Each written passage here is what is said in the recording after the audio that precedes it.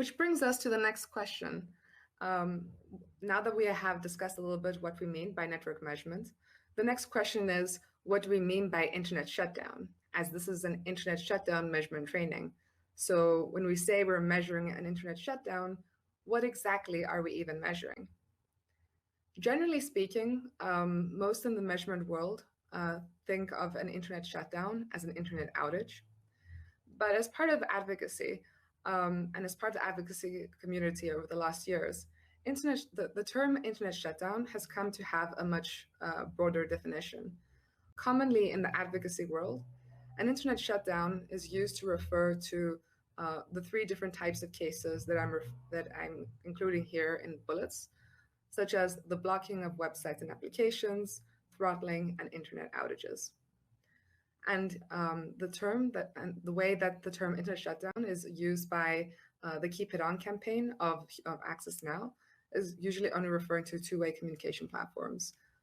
So that would include social media platforms and other platforms which have two-way communication. And it wouldn't, for example, include maybe the blog of someone's personal blog, if that were blocked. So what do we mean by each of these three things when we talk about internet shutdown? When we talk about the blocking of websites and applications, essentially what we're referring to is cases where your internet service provider prevents you from accessing specific websites and applications because they have blocked access to them. Often this happens in compliance with government requests. Often governments ask internet service providers to block access to specific websites and apps. And sometimes they specify which ones by sharing what is called a block list. While in other cases, they might provide broader orders. For example, they may just say, block access to social media without specifying which websites and apps specifically, in which case it may be up to your local ISP to decide which ones to block. And because often there isn't this sort of transparency in terms of what exactly should be blocked, that is why network measurement is even more important, because it can help you identify what exactly has been censored.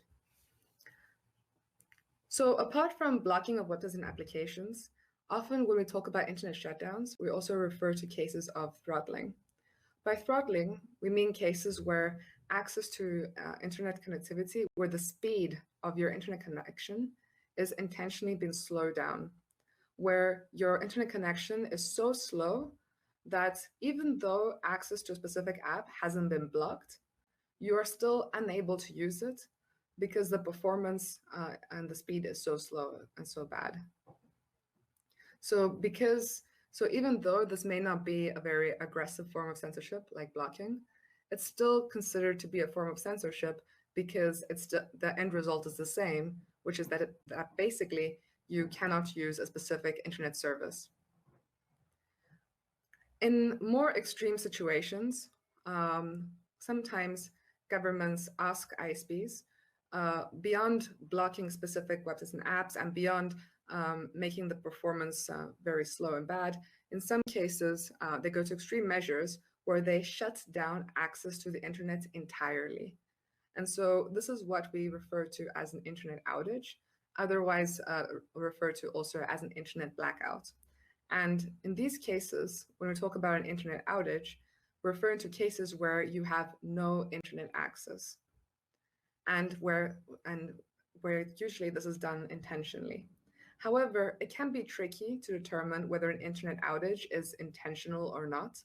There are many reasons why websites and apps can be blocked, and there are many reasons why they may be hard to use and why your connection may be slow. And there are also many ways why the internet can be shut down completely. And all of this may not have anything to do with the government. But it is important yet to track these cases and collect data in order to have these sorts of debates with governments.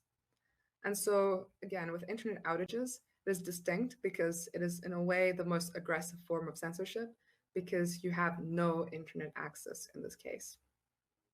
Internet outages can sometimes happen on a nationwide level, but they can also sometimes be localized and they can only occur in specific regions or only in specific networks.